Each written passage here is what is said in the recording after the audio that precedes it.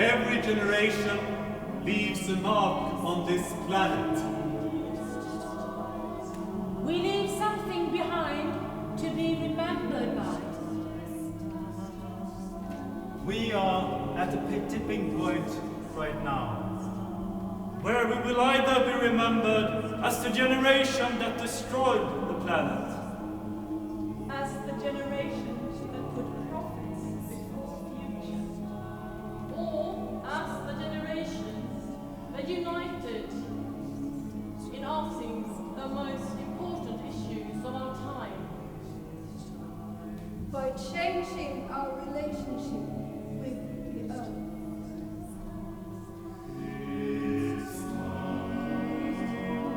We are being called upon to use our courage, our innovation, our creativity, and our passion. To bring forth a new world. It's time to look to the skies for the solutions that we need, because the future of energy is no longer down the hall. We have It's time to look solutions. to the skies for the solutions that we need, because the future of energy is no longer down the hall.